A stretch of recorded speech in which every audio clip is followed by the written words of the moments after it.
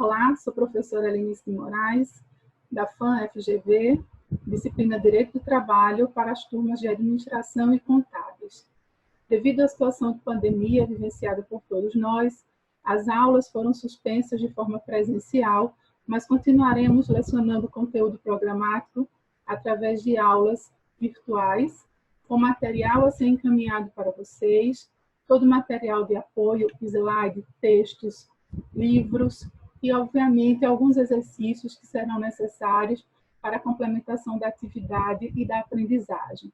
Portanto, vocês serão munidos de todo esse material e, a partir de agora, iremos fazer uma interação online e virtual. Vamos conosco, vamos continuar o aprendizado. Abraços.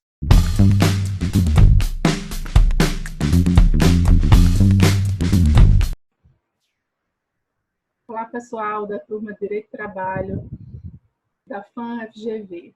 Vamos continuar a disciplina, como dito naquele aviso primeiro, certo? E os módulos estarão identificados a partir dos slides. Ao final dos slides, teremos atividades a serem cumpridas, certo? Então, veja só, vamos falar primeiro, e acompanhe aí nos slides quando estiverem com ele, sobre a formação e evolução do direito do trabalho no mundo. Então, como já dito em sala, e a gente já discutiu, dificilmente alguma norma jurídica, algum direito surge eminentemente do cenário nacional. A gente sempre tem uma informação internacional, um contexto de mundo a ser observado na formação de algumas disciplinas, de alguns temas, de algumas leis. O direito do trabalho não foi diferente. Então, a gente primeiro percebe a formação do direito do trabalho no mundo, passando desde a fase pré-histórica, onde o homem não entendia o trabalho com o valor que ele tem hoje. Se a gente for fazer uma pesquisa muito mais aprofundada, a gente vai ver que até a Bíblia trazia as questões do trabalho, e o trabalho na Bíblia era uma pena. Foi uma pena imposta a Adão por ter descumprido as ordens de Deus. Então, Adão tem uma passagem na Bíblia de que ele vai viver do próprio suor, do próprio esforço, do próprio trabalho. E isso era visto como pena lá atrás, em outrora. Então, a gente passa aqui, né, as funções do trabalho como meio de sobrevivência, e existem várias fases até a gente chegar às revoluções francesa e à Revolução Industrial. Então, somente nesse momento em que o homem entende o trabalho como sinônimo de liberdade, de dignidade, a possibilidade de ser livre dentro de uma sociedade, é que o direito do trabalho adquire, né, na verdade, não o direito do trabalho, a força do trabalho adquire a natureza que tem hoje. Então, a gente precisou passar por toda esta evolução, passou pela escravidão, onde o homem realmente trabalhava de forma forçada, sem que fosse remunerado por isso, sem que tivesse direitos reconhecidos, sem que tivesse liberdades assistidas. Então, a gente precisou, de fato, passar por toda essa evolução de mundo, todos esses marcos históricos, todas essas situações que permearam a construção do direito do trabalho como ele se apresenta hoje. Então, o trabalho hoje não tem característica de pena, o trabalho hoje não tem característica mais de escravidão, ou não deveria ter, isso é uma discussão que a gente pode ter, e o trabalho hoje é visto como um direito social. Mas até chegar a este direito social, a gente passa pela fase pré-histórica, onde o homem não compreendia que trabalhava.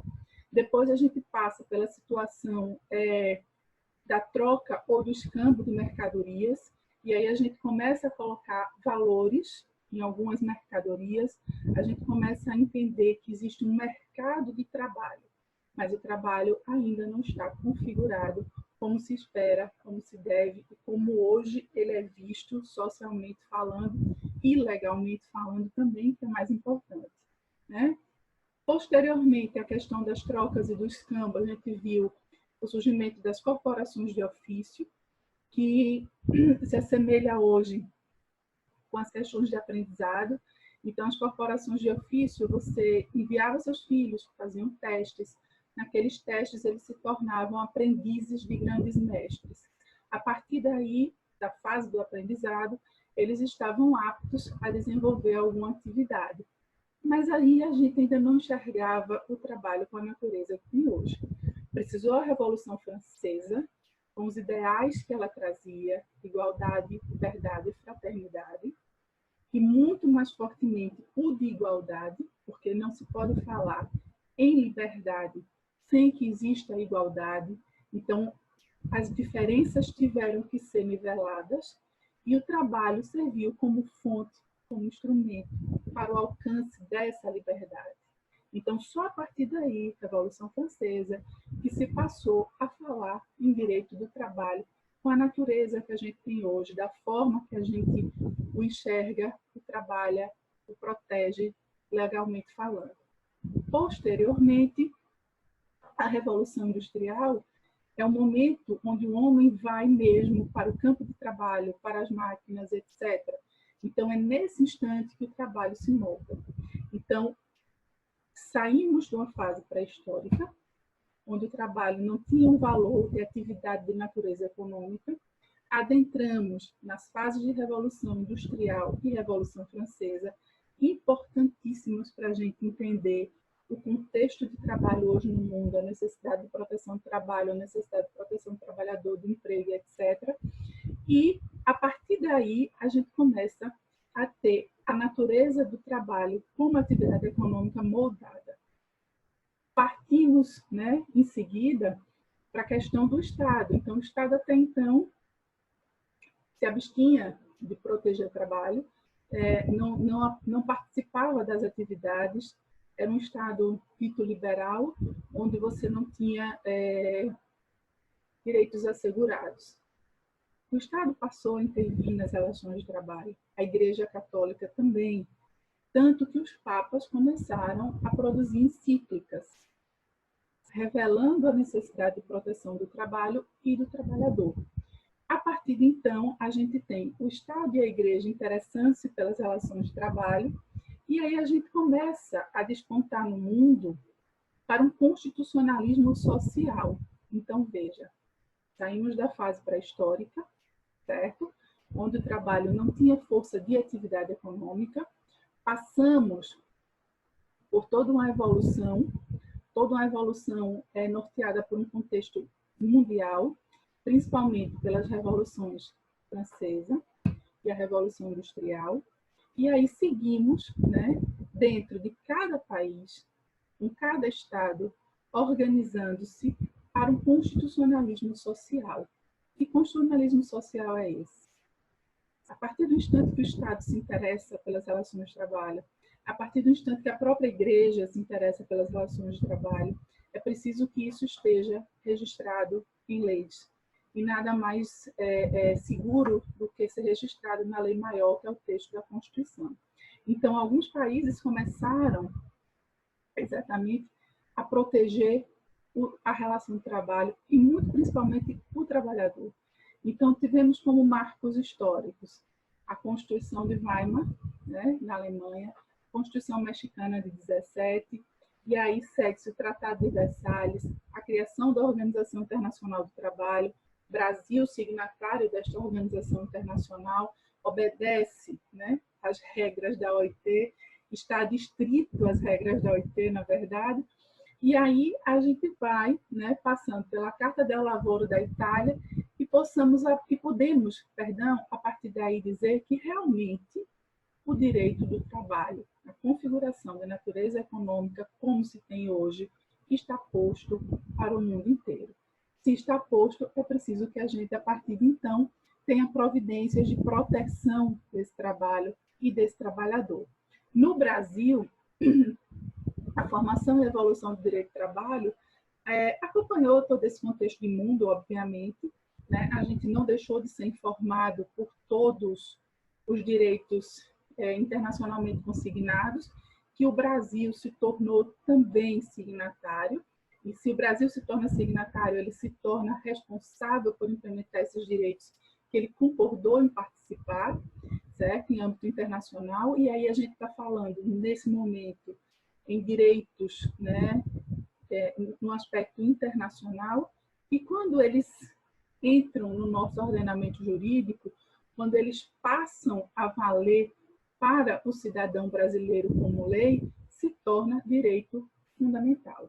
Então, a gente vem de uma perspectiva de direito do trabalho, de proteção do trabalhador, da proteção da relação de trabalho, certo?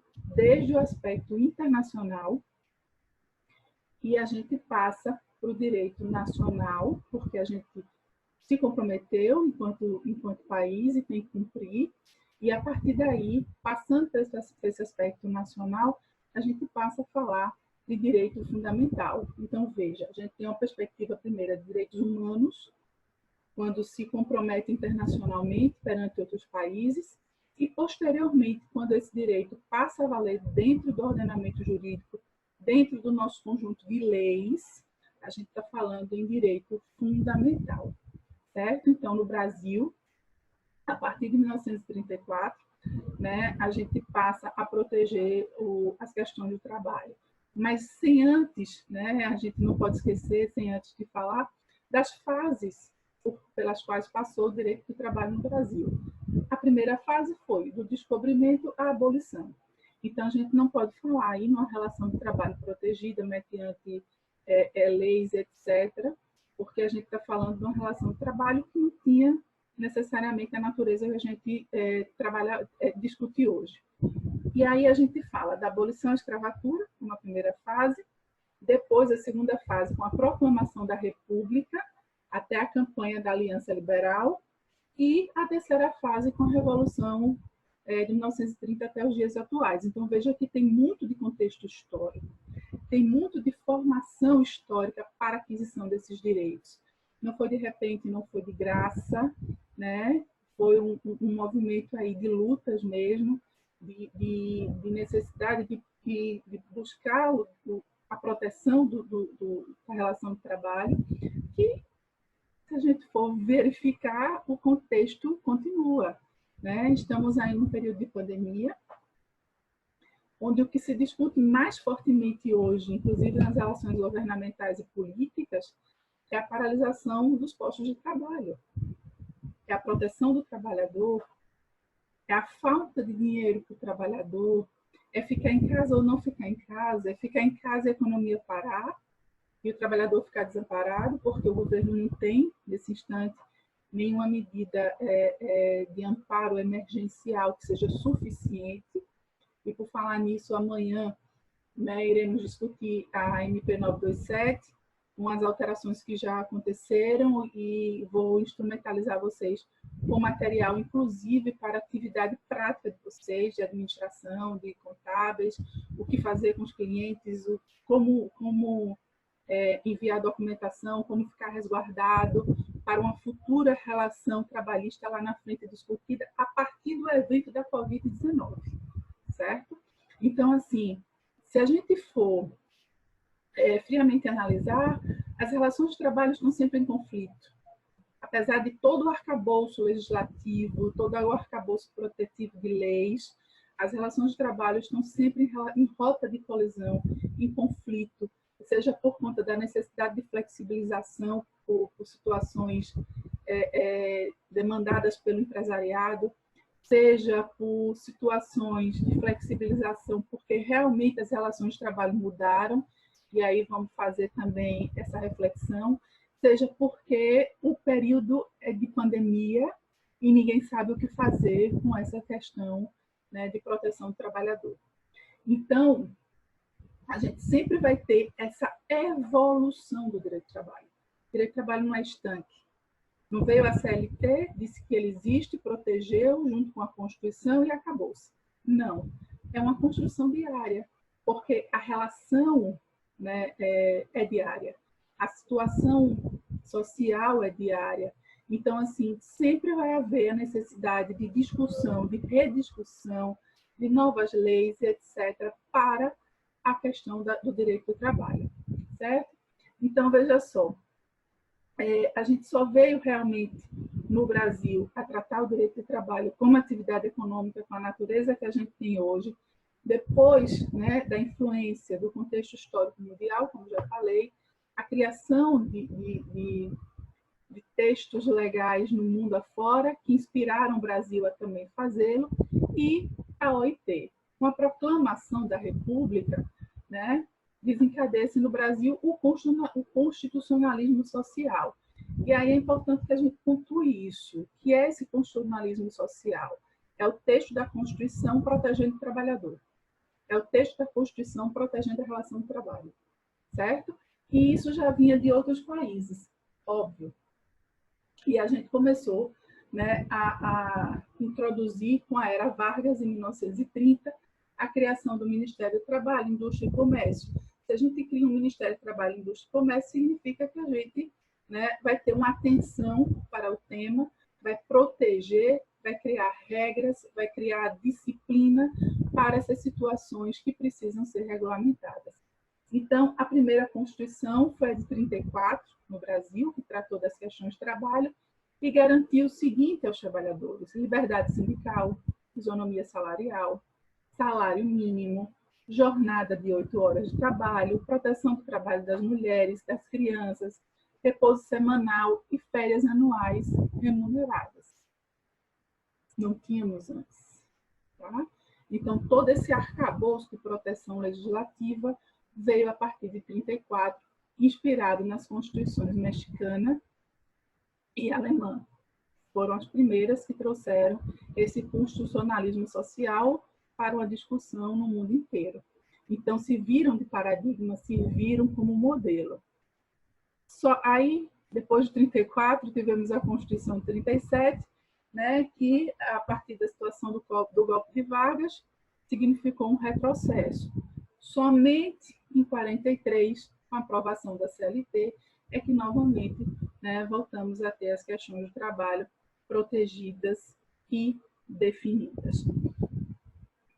Caminhamos até a Constituição Cidadã de 88, que é a Constituição atual, e a Constituição atual, a partir de seu texto, traz um mandamento de otimização de proteção do trabalho. Então, a partir da Constituição, é possível que a gente regulamente, né, outras leis para a proteção do trabalho. Mas a Constituição é muito clara ao proteger o trabalhador a partir da dignidade do trabalho. O trabalho deve ser digno, certo? Então, o que é que a Constituição nos traz de diferença de uma para outra? A Constituição de 88, perdão, nos traz diferença de uma para outra. Qual é o marco, né, histórico da Constituição de 88 e o que ela diz em relação ao trabalho? Primeiro, a Constituição de 88 rompe um paradigma e coloca o indivíduo como o protegido dentro do seu ordenamento jurídico. Significa o quê? A toda e qualquer pessoa deve ser conferida dignidade. Dignidade em todos os aspectos. E o direito do trabalho não foge a isso. Então, o trabalho humano deve ser digno. Para que o trabalho humano seja digno, que a gente conviva com dignidade a partir deste trabalho, o que é que a gente precisa ter? Salário digno e todas as condições impostas de forma que o empregado não seja aviltado na relação de trabalho. Então, a partir de 88, o homem, o trabalhador, é protegido em sua inteireza. E essa inteireza significa que a dignidade deve nortear todos os campos da sua vida, inclusive o trabalho.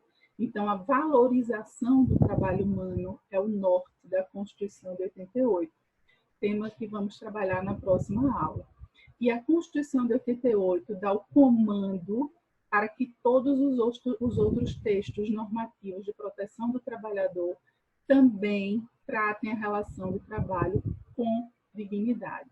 Então, o próximo texto, né, que vai ser liberado para vocês, e o próximo vídeo, é exatamente essa discussão da proteção do trabalhador a partir da Constituição de 88 e a construção dos textos normativos a partir de então. O que significa? Temos que verificar as relações de trabalho a partir do texto maior. A Constituição, como eu disse a vocês, é o texto hierarquicamente superior dentro do sistema jurídico. Nada, nem nenhum outro texto de lei pode ir de encontro à Constituição. Portanto, a partir da próxima aula, A gente vai analisar, por exemplo, se a MP 927, editada no domingo pelo governo federal, fere o texto da Constituição. O artigo 18, que era o mais emblemático, que permitia 4 meses, né, sem pagamento de salário, obviamente foi retirado. Né? Obviamente, por quê? Porque ele retira a dignidade de qualquer trabalhador, porque ele retira a possibilidade de sustento, porque ele retira a possibilidade de viver em paz, sabendo que ele não vai ter como prover a sua família, como prover a si mesmo, e que o seu posto de trabalho está ameaçado. Então, antes de qualquer discussão sobre o direito do trabalho, voltemos os olhos para o texto da Constituição, para o que ela nos diz, para o que ela protege, e a partir dela, somente, né, que se deve construir qualquer outra normativa, qualquer outro entendimento e qualquer outra situação que seja referente às relações de trabalho. Portanto, meus caros, fica para vocês primeiro essa reflexão da formação do direito de trabalho no mundo, com a pesquisa que segue no final do slide, porque não adianta a gente tentar construir um entendimento sem saber o que fundamentou, qual foi o motivo maior, qual foi o respaldo que houve para a construção de um tema. Portanto, certo? Continuaremos nossas aulas de forma online. Espero que seja satisfatório. As dúvidas podem ser encaminhadas por e-mail. Responderei todas, né? Dentro do prazo de 1 dia ou 2, todo mundo recebe, né, suas dúvidas respondidas e fico à disposição. Um abraço, espero que em breve estejamos juntos. Até logo. FAM, sua carreira começa agora.